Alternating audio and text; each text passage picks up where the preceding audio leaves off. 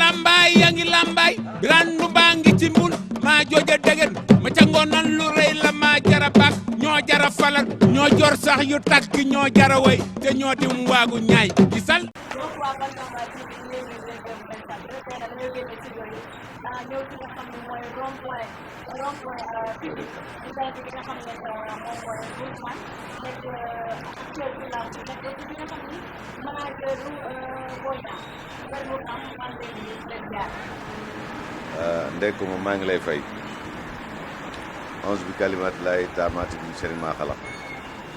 ginnaaw bi nu sant yàlla julli ci Baay Laay ak Seydi ñu ngi nuyu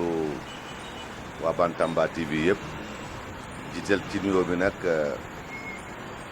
El Hadj Bekaay Mbaye mi nga xam ne nee naa dama koy faral di tooñ di wax ni ko mooy xorom ci cin en général dañuy wax ni rek lu mu bokkul neexul ñu ngi nuyu ñëpp di nuyu sénégalais yi di nuyu internautes yi di nuyu aussi téléspectateurs yu Bantamba TV yëpp.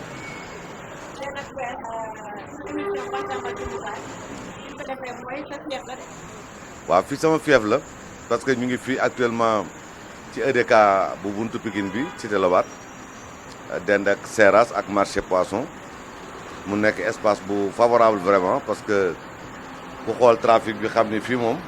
yaa ngi Pikine.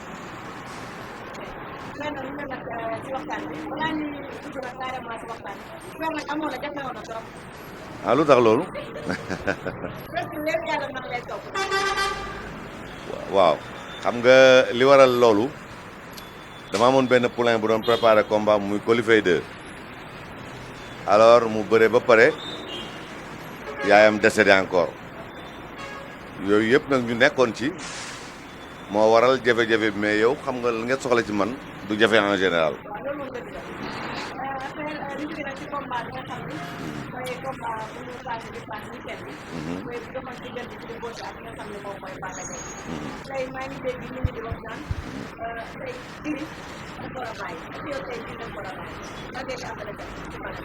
non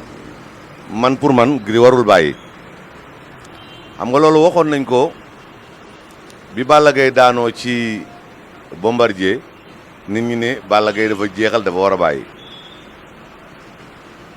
Gris Bordeaux daanu ci Eumeu Sène ñu ne Bombardier tamit dafa war a bàyyi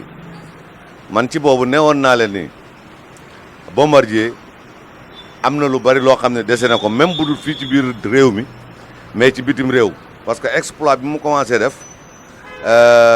adduna bi yëpp ñoo ko commencé bàyyi xel ndax combat bi passé mu réussir ko te ku amul yenn entraînement yi mënoo gagné noonu ci MMA il faut ñu éviter yenn yi forme bi nga yoroon ci bi nga amee 20 ans ba 30 ans mënul bokk ak forme bi nga am ci 30 ans jëm 40 ans alors mais tamit dañuy wax ni góor pour mu am doole il faut mu am 40 ans il faut ñu bàyyi xel ci loolu teel a retraité loo nit ñi man sax avant combat Balla Gaye ak Gris Bordeaux dama mere woon presse bi li tax ma xawoon leen mere mooy le fait que promoteur bi dépenser des centaines de millions ñu nekk à 15 jours du combat ñuy wane seeni photo amuñu forme nangam ak nangam c'est comme si bëgguñu woon lamb ji réussir mais Dieu a fait que réussir na lañ doon wax amul parce que bëri nañu dépenser nañu énergie bu mag ba résultat final bi mu am ko daan kon j'aurais préféré ñu nekk ba lamb ji passé ñu commencé wax ni lii kat promoteur bi war woon def lii mbër yi kenn waratu leen a tëgg wala façon bi ñu leen war a tëggee nii la mais nga nekk à 15 jours wala une semaine du combat ñuy lay décourager loolu man je ne l'apprécie pas waaw.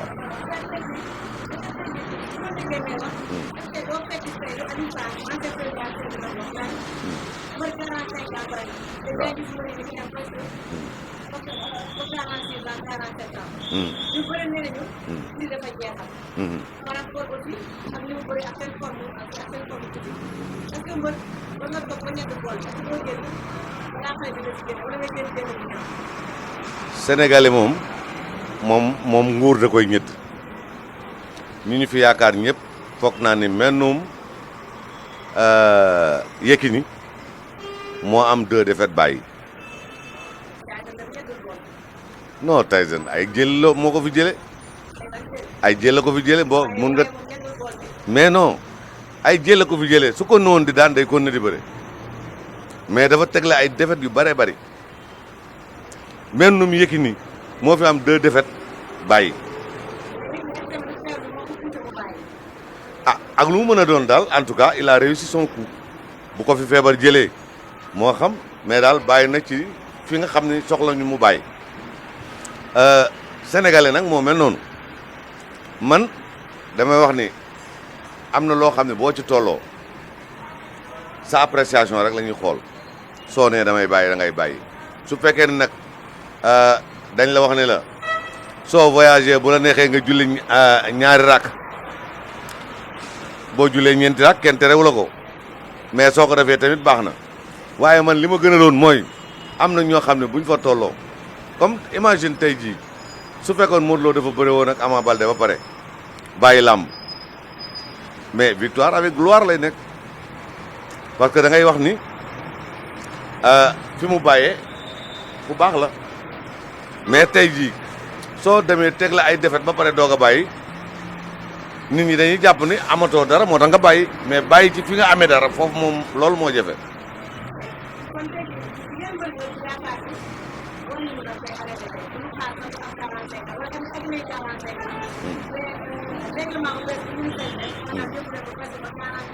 sept ans waaw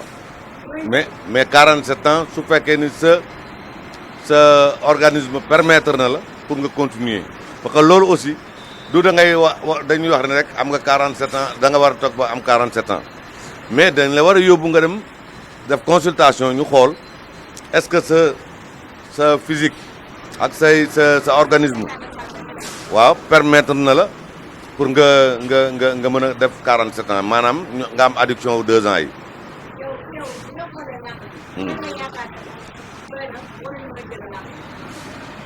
xam nga tey koo génnee làmb ji rek ndey kumba parce que nag bëre 60 millions 70 millions liggéey ko dafa jafe am na ay ñoo xam ne am nañu statut yu kawe mais liggéey 60 millions lu leen jafe la kon bu fekkee ni mbëri dañu am chance su bëre 60 millions limite d'âge rek moo leen fiy jëlee mais koo ci wax ni da nga war a dem day mel ni yow mii bëgguloo ko te it nag xam nga indi 60 millions seen kër mënatul nekk gàcce même buñ la daanee ndax réalisation yi waaw.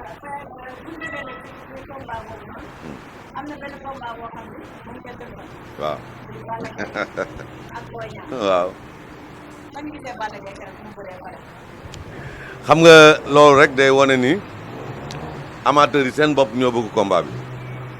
ñoom bi ñuy génn ci làmb ji au lieu ñu commentaire Balla Gaye Gris Bordeaux ñoom ñu ngi commencé wax Balla Gaye Boy Niang c'est-à-dire que loolu day wane ni nit ñi ñoo soxla demande sociale la nit ñi ñoo soxla combat Boy Niang Balla Gaye Boy Niang aussi pour mu bëri jéeg Balla Gaye day bëgg mu nekk nit kuy am ay victoire su fekkoon par exemple dafa daanu woon ci Gris Bordeaux booy dem di bëri ak moom même boo ko daanee dañ naan non kii dara nekkatu ko mais au moins su daanee Gris Bordeaux su ñoree bëre dinañ xam ni kii kat daraa ngi fi. non warul rond-point man bokkuma ak ñoom parce que.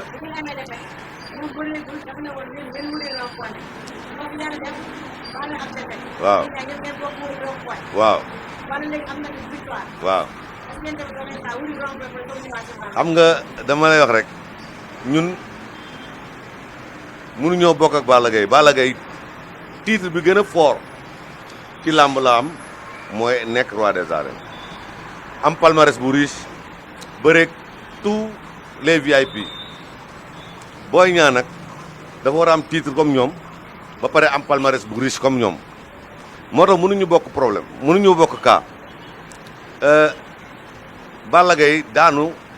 wàññeetu ko dara te loolu arrangé wul Boy Niang loolu moo tax ñaari situation yi du benn ñun dañoo war a dem liggéey yi lu bare bari déedéet justement moo tax man lañ nag ñun bokkuñu ñun obligation la pour ñu dem liggéeyi lu bari ndax dañoo war a am titre comme moom ba pare am palmarès bu riche comme moom.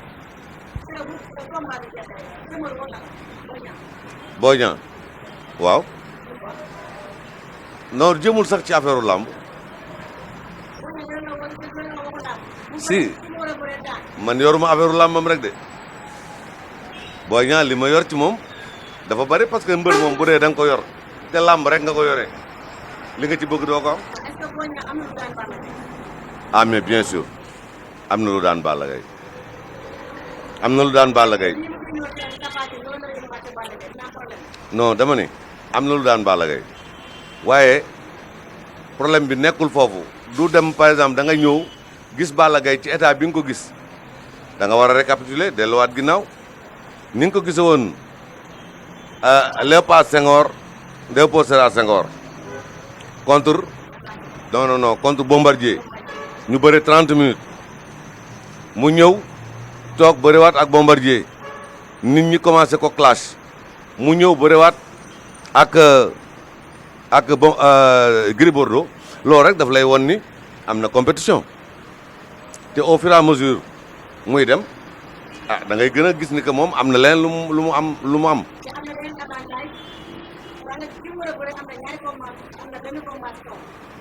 waaw loolu nag moo tax ñun fi mu ne nii du ay wax la ñuy war a def liggéey la ñuy def ut stratégie boo xamante ni dinañu permettre pour ñu gagner combat boobu parce que gagner combat boobu lu rëy la pour ñun. lan laa dul nangu du ndey kumba ñi nga xam ne dañuy ñëw naan la Balla Gaye jeexal na ku jeexal dama dem toog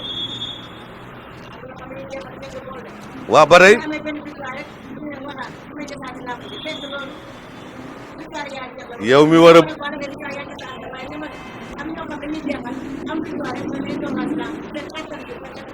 yow mi war a bëreeg moom yow loolu doo ko xalaat li ngay xalaat mooy nit ki tant que daanoo ko munoo ko waaw. waaw mais groupe ñëpp mënuñoo bokk xalaat 200% intérêt Pikine yëpp la mais à condition que nag mu dëggu mu nekk loo xamante ni la main dans la main ñu liggéey ensemble mën nañ cee réussir lu bari parce que déjà biñ ko commencé ni am nañu ay résultats ndax am nañ ay xale yu bari yoo xam ne dañoo bëri daan foog naa Zizar rek actuellement moo fi am défaite ak soq voilà mais xam nga 200% bi mi ngi démarré ci soq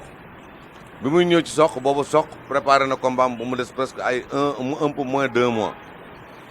ñëpp jóg ñu ni il faut que ñu jàppale soq kon foofu am na benn retard ci préparation bu fekkee ni 200% bi la ñuy wax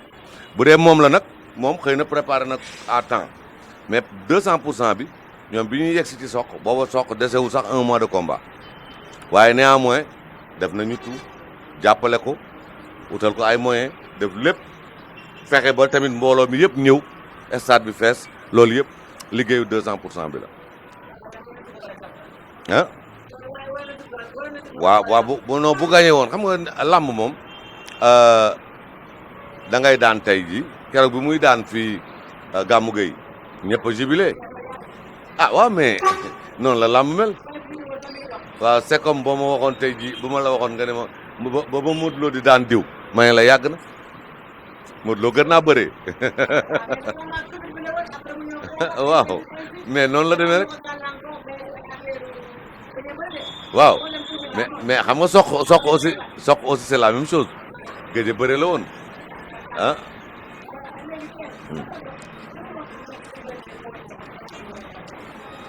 dafa am problème mais man problème gisuma ko ci parce que man maa ngi ñoom dañuy nekk toujours ba tout récemment la ñu ànd ensemble le maire de la ville jox ñu ay moto pompe ñu war ko distribuer ñun ñëpp àndoon waaw mais taw bi taw bi li ngay wax est-ce que man waaw waaw waaw mais dem leen de digalante mais du chaque fois lañ koy def du ñëpp sax ñoo koy def même ñi dëkk sax dañuy toog lu yàgg duñu gisante yaa ngi dégg gis nga dama lay wax rek loolu képp ku la ko wax Eumeu Sène bu gisee Boy Niang day mel ni ku koy bëgg a lekk mun naa ko waat li may wax ni Ama Baldé su gisanteeg Boy Niang wala Eumeu Sène day mel ni ku koy bëgg a lekk c'est que fi ñu toll ci statut waaw waaw mais kenn ku nekk baare woo sa morom ci dafa am ko jiitu non non non Eumeu Sène moo jiitu xale yi topp ci ginnaawam te lii ma la wax nii ah kan moo ci topp non amul kenn ku ci topp ñaari rakkam ñoo ci nekk ñoo xamante ni mais amul dës ci ñoom considéré wuñu loolu premier daal am na waaw ñoo tolloo soo leen ko laajoon sax loolu lañ lay wax kenn du la ci wax ne maa jiitu man moo ko mag non non non ñoom ñaar magante wuñu ñoo bokk non non ñoo bokk même année de naissance xëy na ay weer peut-être mën na nekk waaw mais foofu nag non ma ne ñoom considéré wuñu loolu gis nga je te jure amul problème kenn ku si nekk yaa ngi def sa carrière ni nga ko war a defee tey ji Ama Baldé ñëpp ngi xalaat Modou Lo am guérison déposé ko au CNG promoteur bi joxe date mu bëre ji 200% bi yëpp ànd ak moom ñëpp ñu ngi xaar mu nekk roi des arènes Pikine yëpp ànd ak moom ba tey bu boobaa parce que dem roi des arènes moom mooy titre bi nga xam ni moom mooy titre bi gën a kawe ci làmb n'est-ce pas su Modou daanee mu dem Boy Niang daan Balla Gaye mu dem bëri jéeg Modou Lo bu boobaa Ama topp ci ginnaaw comme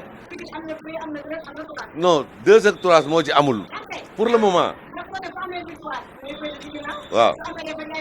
non xam nga tey man dama la wax titre roi des arènes laay wax Eumeu Sène nekk na roi des arènes waaw moo jiitu léegi tey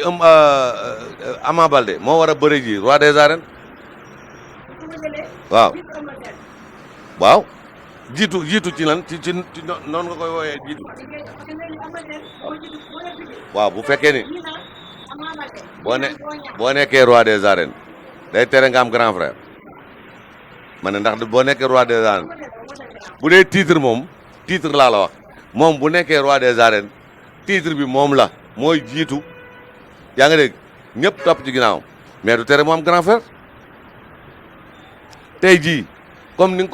nga posé question suñ doon dem ba Boy Niang nekk roi des arènes mooy jiitu ñëpp topp ci ginnaaw ñëpp mais du tere mu am grand frère lu tax non ci côté titre laay wax de waaw xam nga tey ma ne mën nga nekk militaire nga jur doom nga nekk sergent chef moom mu ñëw nekk capitaine waaw mais loolu kooku il faut nit ñi nangu ko titre bi mooy roi des arènes non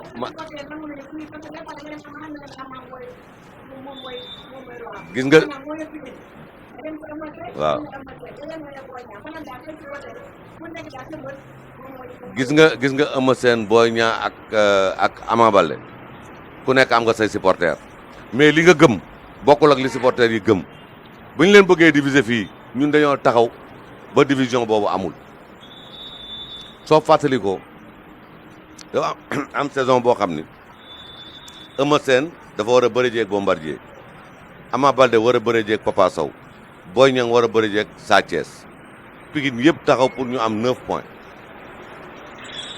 bi ñu jógee Ama Baldé dem daan Papa Sow Boy Niang daan Sa Thiès supporters yi commencé leen a diviser di wax ni Ama Baldé dafa dem farali kii ñuy lakk ay t-shirt am yu mel noonu mais dañoo dem defare leen parce que xam nañ ne lii intox la dañuy dem defare leen Boy Niang dem jëli drapeau bi yóbbul ko Ama Baldé ñu ànd dem seeti Eumeu Sène ah mais bu dee longtemps tamit dem non loolu je veux dire que ni ñoom seen ànd malgré am nañu seen i supporters mais duñu permettre seen i supporters ñu leen di diviser.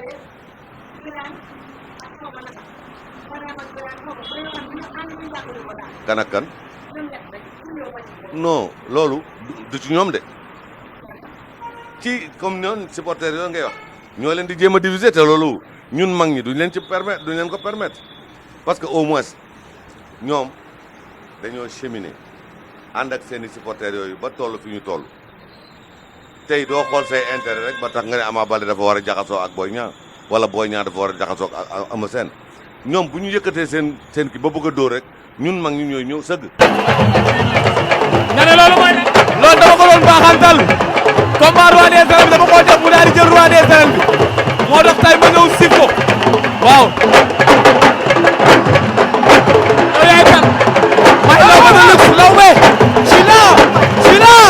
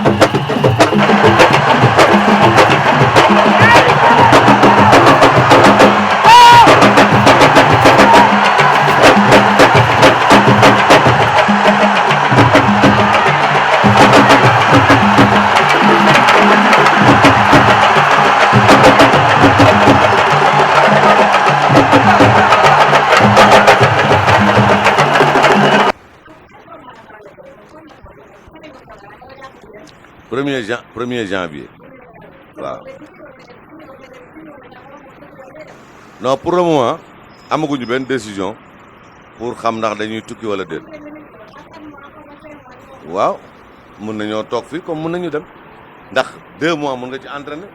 comme 1 mois mun nga ci entraîner mais man mbër yi laay wax su ma sañoon voyage yi ñuy def ñu limiter ko parce que li ñuy am fii duñ ko am foofu fii dina am surveillance ndax kenn ku nekk di nga xam ni ñii di la xool mooy lay tax ngay gën a rey sa bopp alors que bu ñu nekkee ci biti amuñu kenn ku leen di contrôler te man très rarement ngay gis mbër mu ñëw am loo xam ne mosu koo am fii te sa am na ay salle yoo xam ne ay salles yu professionnel am na fi ay dëkkuwaay yoo xam ne mën nga faa dem nekk fa di entraîner di dem foofu yaa ngi di reposer mais bien sûr géej yooyu sax booru këri Balla Gaye am na salle bañ a dem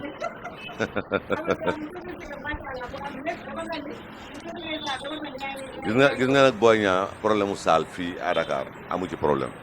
parce que borom salle yi seen bopp ñoo bëgg pour muy ñëw ci ñoom yaa ngi dégg c'est que xam nga voyage bi lan la daan am bu njëkk ba waaw tranquillité et puis xam nga sénégalais yi da ngay gis koo xam da ngay entraîné ba sonn ñëw sa mbokk jógee Kaolack ñu yee la par force ne il faut nga gis par contre fële comme niñ ko waxee rek bu métro boulot dodo loolu am na avantage foofu mais fii aussi am na ay place yoo xam ne ay dëkkuwaay yoo xam ne mën nga ak péage beeg yooyu ñëw entraîné taal sooto dem foofu nelaw lekk ba suur waaw.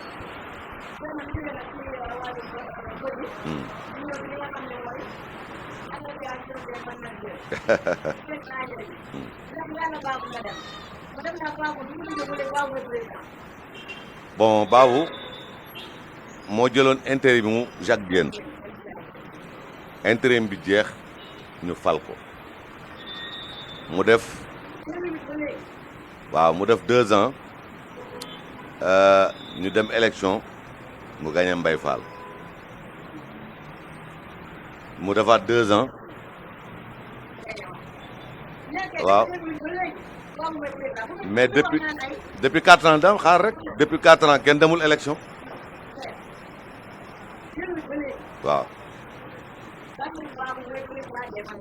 loolu dëgg la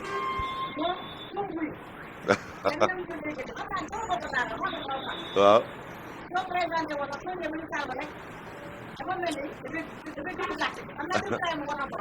waaw loolu moom ñun liñ ci xam mooy xam nga texte yi dafa wax ni soo defee 2 ans 2 mandats renouvelables 2 mandats soo defee 2 mandats mënatoo nekk candidat kon moom mandaam jeex na mënatu la nekk candidat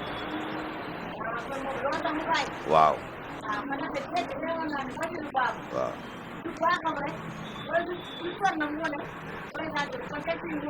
texte yi moo wax ni soo defee 2 mandats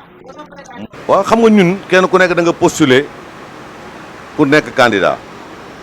mais kenn ku ne sa xalaat mooy fexe ba yëkkati regroupement bi mais nag mun na ñoo bañ a bokk programme waaw pare naa pour consensus mais fi mu ne gars yi ñoom vote lañ jëm ah si bu fekkee ñi koy organiser su fekkee ni xalaat nañu ni consensus war na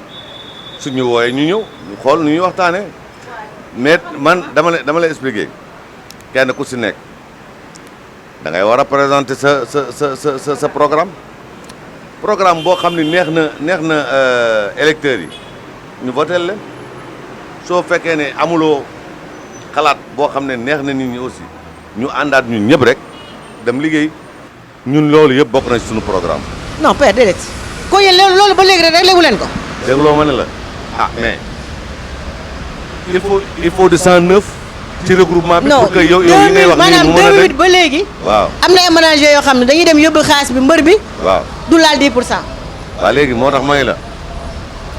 il faut du 109 ci regroupement bi ñu am un bon président un bon secrétaire général un bon trésorier ak ay idées yoo xam ni progressiste yoo xamante ni dinañu permettre d'abord ñu am ay moyens. am fonds ça c'est que dañu am ay projets à court terme. à moyen terme et à long terme. léegi seen projet à court terme lan lay doon yow par exemple soo faloo tey yow lan nga def loo xam ne c'est à court terme. li may njëkk a def mooy collaborer ak CNG ak les promoteurs parce que mënuñoo tàggoo ñun ñoon fexe ba ci texte yi nga xamante ni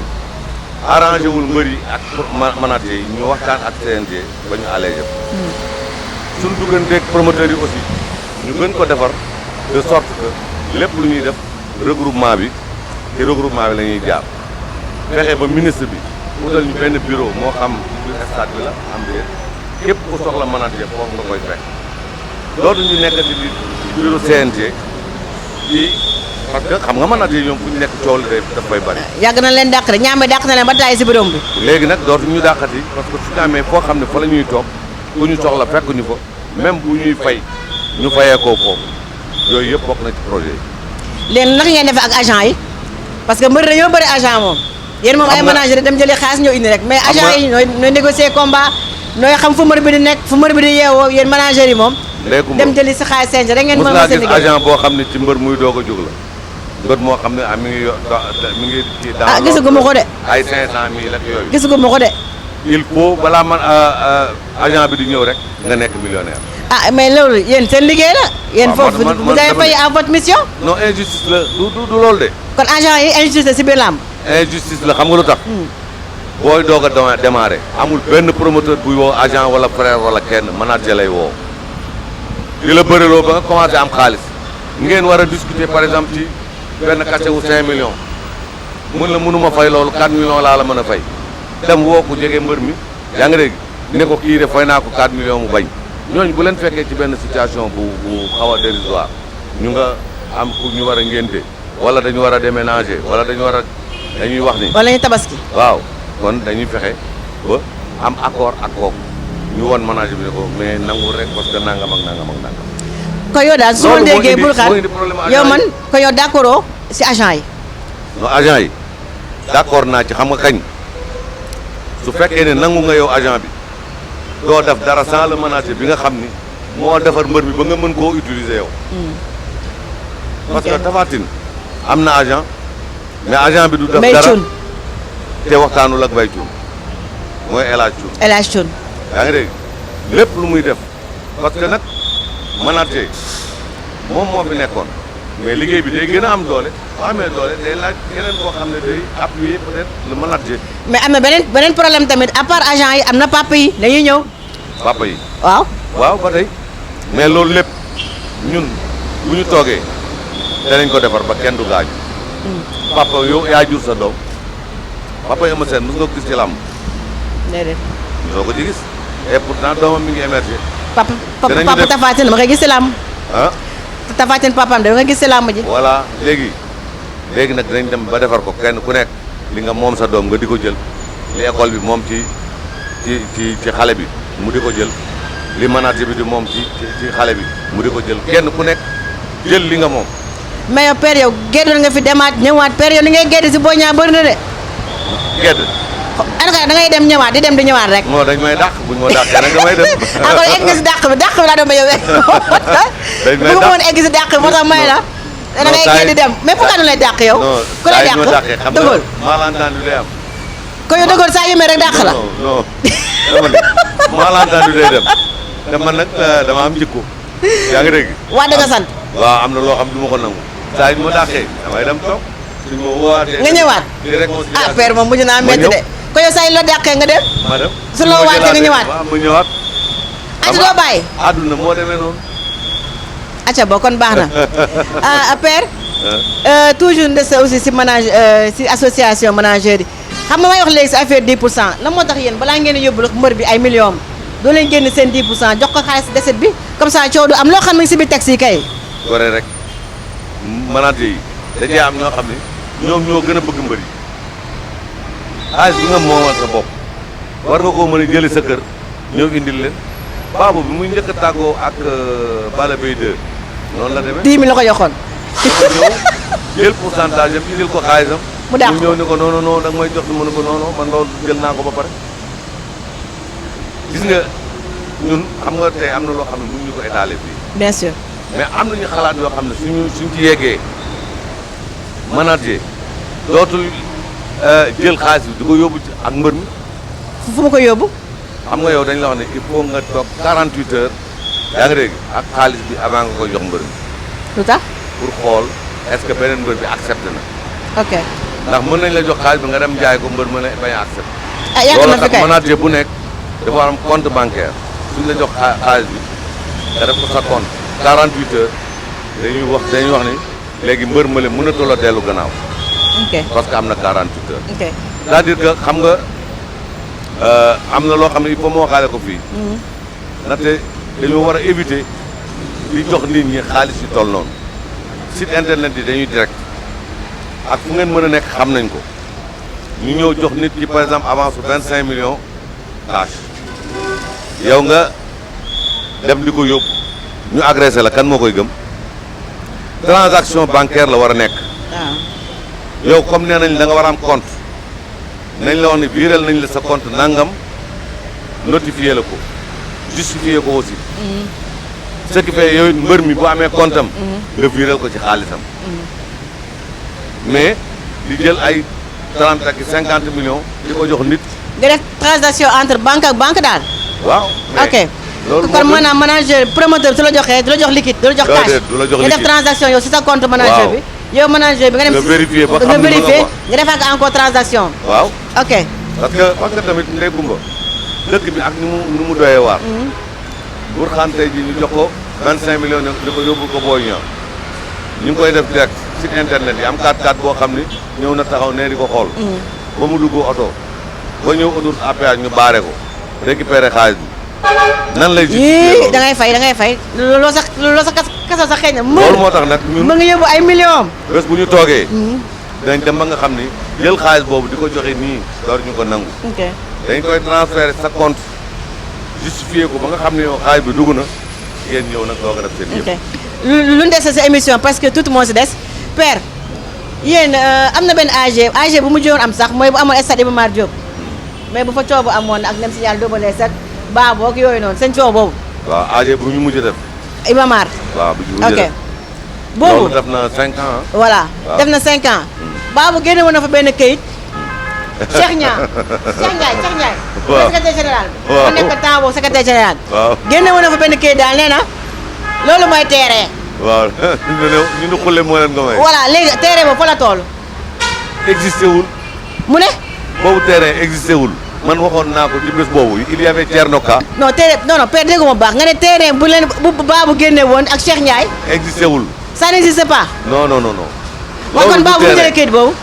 ñoom dañ ko indi noonu rek mais du terrain. léegi loolu lan la ah loolu kii la rek ndax nit ñi parce que tey nañ ñoo fan la terrain bi nekk. kon yéen Bassirou Babou da leen yàgg nax xam nga jour boobu non kon nangul ne Bassirou Babou da leen yàgg nax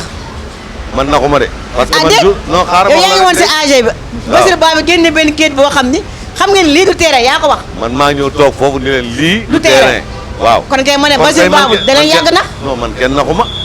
ñeneen ñi gëmoon loolu ñooñu la ñu nax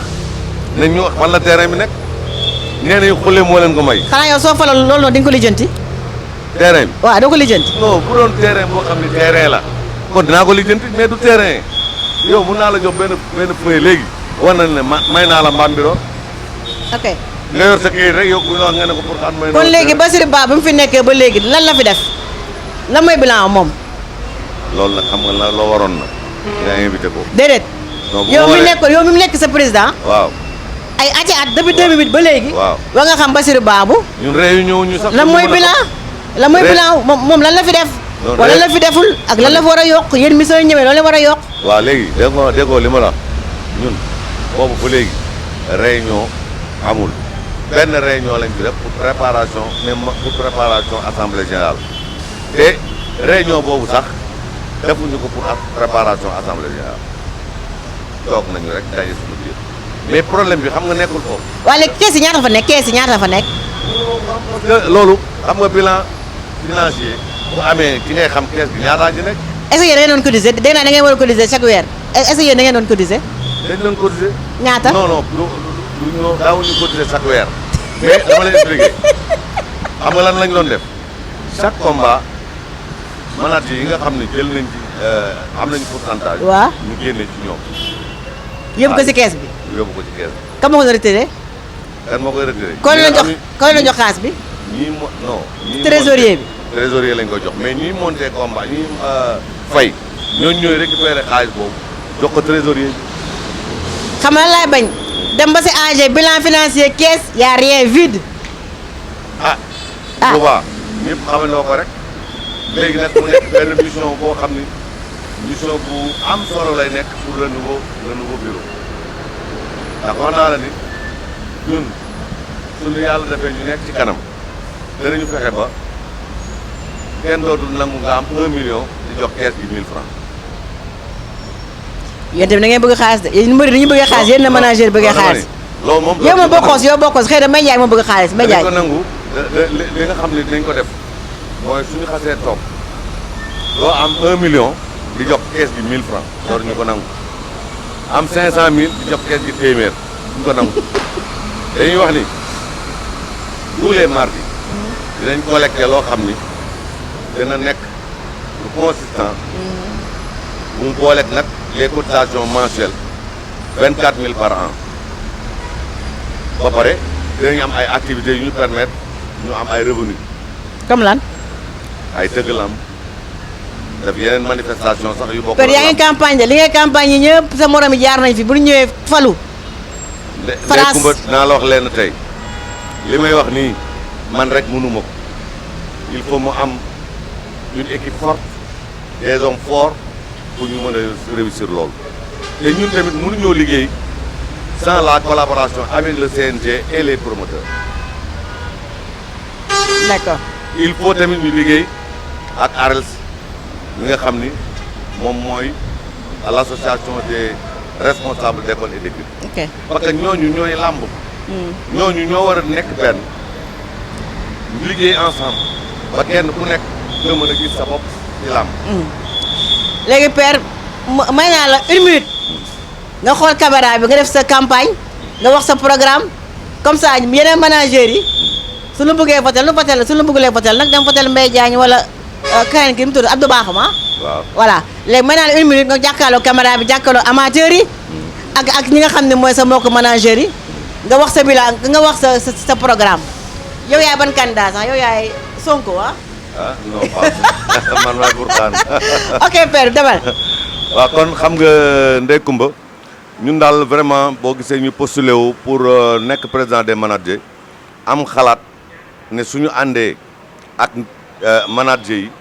mën nañoo teg liggéey noonu suñuy projet nag dafa am ay projets yoo xam ne c'est à court terme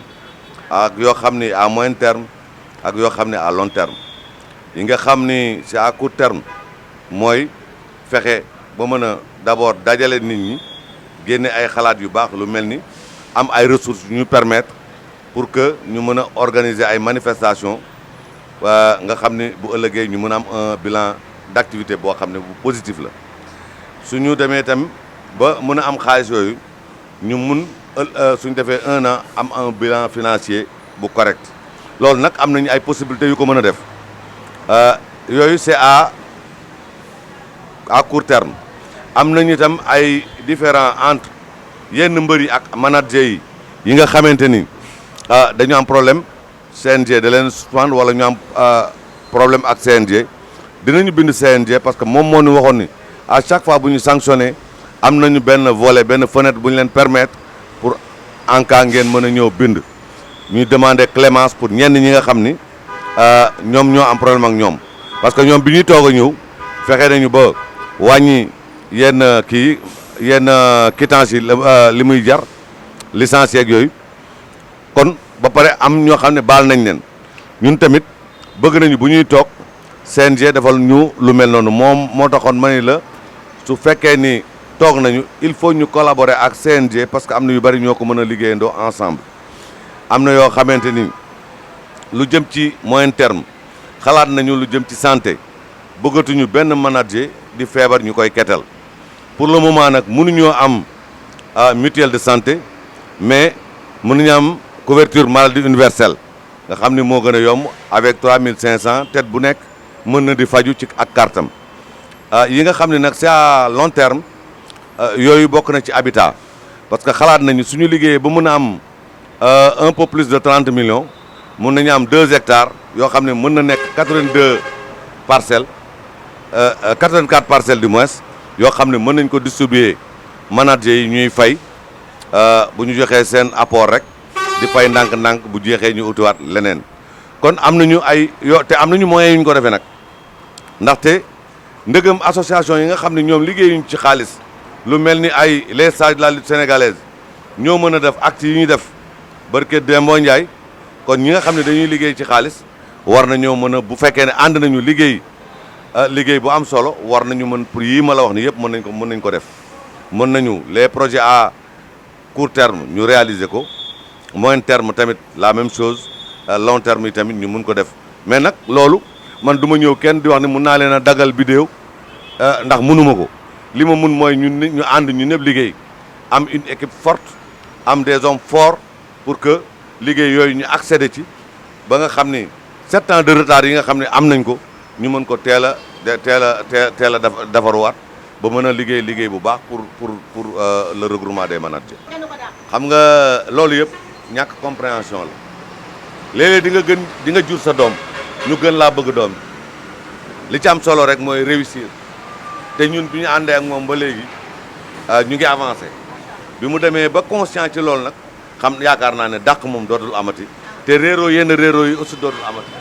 parce que équaliseur bi mooy Boy Niang te kenn ku nekk da lay won ni mënuma laa bàyyi sa morom voilà léegi nag ñu ngi ñaan yàlla may ñu fan wu gudd ak wér ak tal ko ba programme yi yëpp ñuy xalaat yàlla may ñu kàttan ak doole ak déggoo ba ñu mën a réaliser bu ñu toogee aussi fu ñu toogee une année ñaan nañu yàlla képp ku gis regroupement bi xam ne regroupement bi tegu na ci ay loxo yoo xam ne yu am solo la waaw di wax ne aussi 200% bi ñun Pikine lépp lu ñu mës a songandoo rek gagné nañ ko il faut ñu éviter ay intox ñu nekk benn ak tey autorités yi jox nañ ñu bopp parce que xalaat nañu ni 200% bi au lieu nga daan wax ak Boy Niang kese wala ngay wax ak Eumeu Sène kese wala ngay wax ak Ama Baldé léegi 200% bi ngay wax rek wax ak ñëpp kon loolu aussi il faut ñu gën ko valoriser il faut ñu gën a nekk benn xam ni Pikine ci jamono bi ñu àndee AS Pikine dañoo gagné championnat gagné coupe du Sénégal bi ñu soxlaa aussi ci année boobu ma lay wax ni la ci la Boy Niang daan Sa Thiès Ama Baldé daan ci Papa Sow Eumeu Sène nekk ci roi des arènes loolu yëpp booloo bu benn Pikine moo ko indi kon su ñu defee 200% loolu day gën a consolider rek suñu ànd da koy gën a defar mais kon nag nañ ko gën a dëgëral mun a préparer nag correctement le combat Boy Niang Balla Gaye Pikine yëpp nag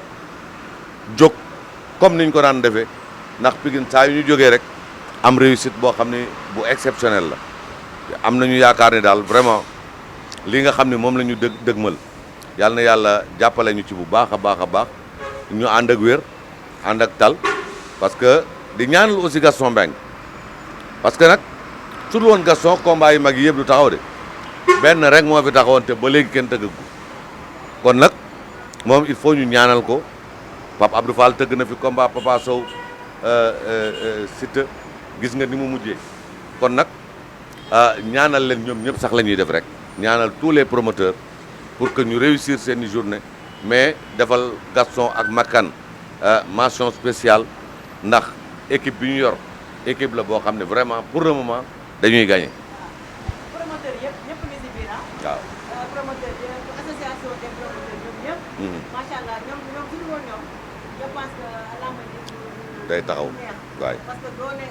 lamb rek promoteur la. waaw. Père Bourkhane maa ngi lay remercier bu baax. jërëjëf Ndeye Coumba. sonal naa trop. amul na yaay bi. non yow sama doom nga. ñu ngi di la nii si naaj bu tàng bi. yaa ma gën a ñi nga xam ñoom laa àndal. soo ba léegi ah mais nag Ndeye Coumba nag fàtte naa gërëm fàtte naa gërëm sa équipe de choc bi parce que équipe de choc bii parce que waaw loolu day wane nag dañoo dëgër en tout cas ñu ngi leen di gërëm aussi seen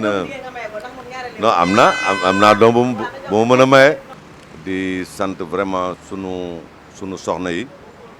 sama aawa Nafi Ndiaye ak sama ñaareel Sukayli di nuyu aussi sama roi des arènes muy sama taw Mansour Wade di nuyu soxnaam Aïcha Thiam di nuyu sëñ Jib Fall Paku Lambaay di nuyu Abdou Kanji di nuyu képp koo xam ne rek vraiment téléspectateur u Bantamba nga di wax ni xam naa ni namoon ngeen ma mais man aussi namoon naa leen de toute façon ñu ngi nuyu waa 200% bi yëpp di nuyu aussi tous les promoteurs comme ni ko Ndeye Coumba waxee parce que ñoom su dul woon ñoom ñun duñu liggéey CNG du liggéey manager du liggéey mbër du liggéey kon nag ñu ngi ñaanal promoteur yëpp jërë ngeen jëf. yàlla bi yéen am ngeen léegi kii nu mu tudd sax promenade niçoise. waaw fii promenade niçoise bu nekk Pikine fii nii. ci suufu pont bi si rond point bi di Pikine comme lañ dalaloon tey bi nga xam ne moom mooy Bourkhane Wade nekk manager bëgg nekk aussi président des managers bi nga xam ni Bassirou Babou moo ko jiite woon depuis 2007 comme 2008 ba léegi nekk aussi manager bi nga xam ne mooy Boy Niang. donc lii nag la lay indiwoon sa émission Bantamba Cumukay waxtaan bi neex na li ngeen déggoon nag su fekkee ni bruit bi bëri na c'est normal si Londres lañ ko defee ma ànd ak sama équipe boo xam ne nag père boo xam ne équipe choc xamoon nangu lañ ko rek def équipe choc nekk moo nekk si caméra bi beneen caméra bi li nga xam ne mooy manche borom ñaari galon yi moo nekk si caméra bi superviseur bi donc superviseur la ko monteur Seydou ñu nuy tamit sama yeneen ñaari monteur yoo xam ne gisuma leen tey Fina Diagne monteuse Fina Diagne ak li nga xam ne moom mooy madame Badji di nuyu bi nga xam ne moom mooy nu mu tudd sax Jano ñu gis mu leen tey ak Papa ak Pamouni Pamouni moom mooy loolu la ak ki nga xam ne aussi moom mooy Mohamed Sidibé ñoom ñëpp maa ngi leen di nuyu mooy équipe bu Bantamba rek di nuyu aussi dem nag ki nga xam ne moom mooy Bior nuyu sama Baba ci Ahmed Tidiane li léegi bu ko dagg boo koy sama chéri maa ngi koy nuyu je lui fais un gros bec di leen jox dig daje beneen yoon si beneen émission Bantamba Cumukay si Bantamba jërë ngeen jëf. ma lambaay yaa ngi lambaay randu baa ngi ci mbul maa jooja degen ma ca ngoonan lu rëy la maa jara bak ñoo jara falal ñoo jor sax yu takk ñoo jara way te ñoo dim waagu ñaay gisal